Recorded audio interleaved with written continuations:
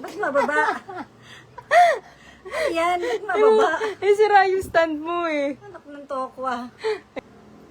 Hi! How are you? Haba na ng hair ko, pero ayoko muna ayoko muna maggupit, okay? Hayaan nyo muna yung hair kong ganyan kasi gusto ko magpahaba. Kahit hanggang dito lang. Okay lang naman, di ba? It's summer. Summer sa gabi. Summer sa gabi talaga. Hi everyone! I hope makabenta tayo ng mga bags from Japan. So, last time nakabenta na tayo ng mga chocolates, mga sabon, and sunscreen, and facial wash. Super duper thank you sa lahat ng mga umorder, sa lahat ng mga support ninyo. Sana hindi kayo umorder just because gusto niyo lang ako mapasaya. Though, thank you na rin. Pero sana kailangan nyo talaga at nagandahan kayo sa product. Syempre, yun yung gusto ko, di ba, na uulit ka kapag nagandahan ka talaga sa product. And yung mga pinost ko talaga at mga shinare ko, yun talaga yung mga first in mind ko na alam kong papatok.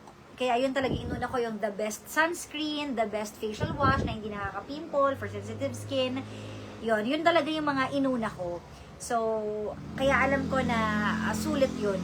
Diba? Hindi siya yung basta-basta. Kaya konti lang muna yung products na inumpisahan ko. Pero hopefully, tuloy-tuloy po tayo and makapag-ano kayo. So, welcome to my small business. Diba? Since nagta-travel din naman ako, para sa mga hindi nakakaalam, madalas ako mag-travel at mahilig talaga ako mag-travel. So, naisip ko, why not sa kaka-travel ko, diba, kumikita ako every time na umuwi ako sa Pilipinas. Guys, tingnan nyo ang payat-payat ko na. Wow. Ako talaga nag-promote ng sarili ko. Hindi ba napansin? Ang payat-payat ko na. Oh. Okay ba yun? Guys, abangan nyo lang yung second episode ko ng podcast ha. Medyo na-delay lang kasi marami akong pinagkakaabalahan lately. So, second episode of my podcast with Tita Cora. Nag-collab kami. Kaya, ayun, abangan nyo. Naku, grabe. Alam nyo, feeling ko kasi kaya hindi ko pa siya na-edit. Masyadong juicy, masyadong controversial, masyadong maraming cut. Ang dami niya kasing basta nasabi, kaya sabi ko, oh my gosh, kailangan ang hintin mabuti, i-filter. Okay, mine white bag. Mine Clarice. Ay naku, mahirap akong kunin. Shout out sa lahat ng mga ginagamit lang ako para maging masaya yung gabi nila. Woo! Ginagamit nyo lang ako talaga. Oh. Uy, na-miss niya ako kagabi. Oo, na-miss nila ako.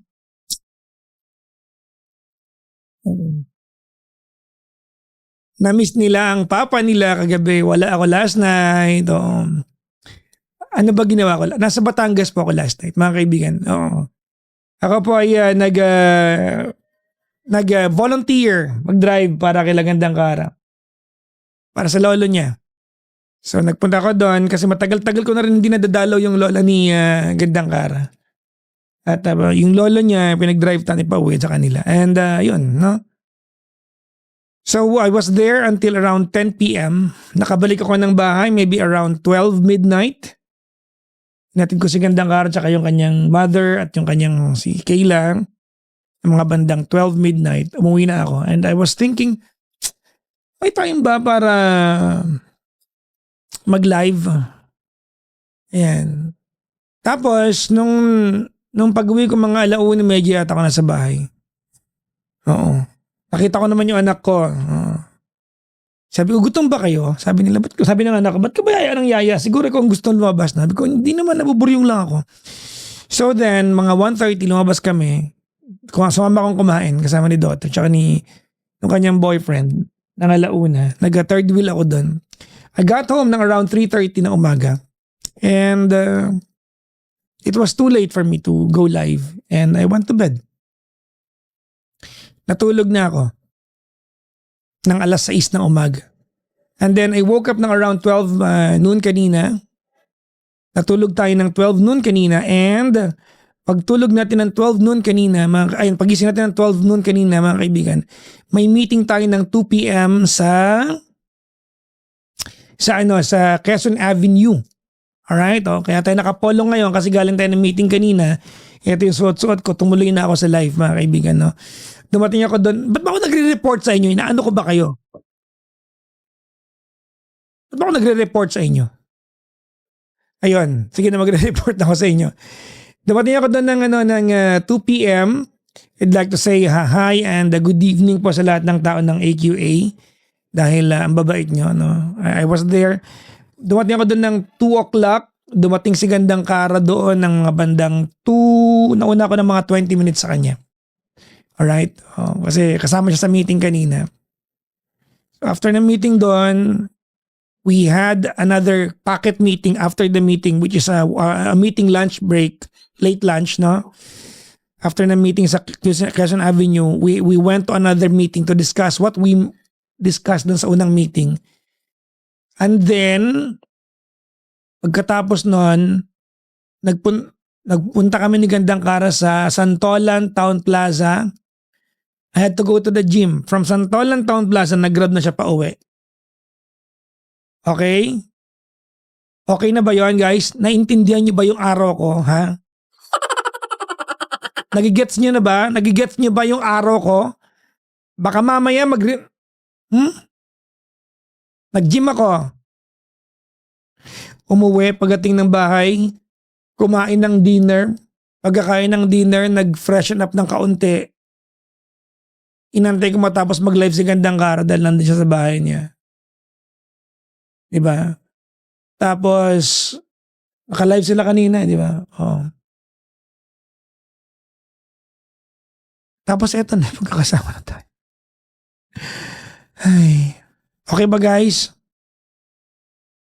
Maganda ba yung update ko sa inyo? Parang hindi ka paniwala yung update ko, no? Hindi ko maalala yung ginawa ko, no? Oo. So yun.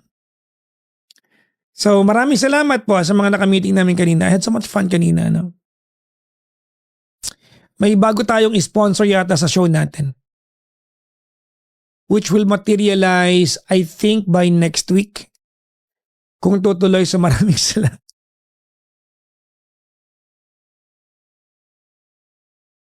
Woo! Congratulations sa ating lahat, di ba? Oh.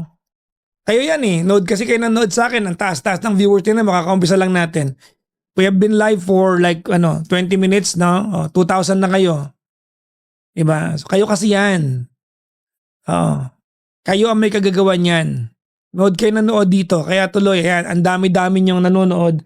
Napapansin na tayo ng mga kliyente natin, ha? Nako, ewan ko sa inyo. Pero grateful ako sa inyo. Maraming salamat, mga kaibigan. Sana'y payapa kayo ngayon. Si John Nick, sabi niya, wala ka na sa radio station. Wala na. I'm now a full-time streamer. For now, hindi ko alam if I'm going back to radio, mga kaibigan. Parang okay naman ako dito sa streaming. Palagay nyo. Kaya magsabi sa akin kung kailangan bumalik ako ng radyo. Diba? Tandaan, kayo ang amo ko. Ha? Palagay nyo. Babalik ba ako sa radio?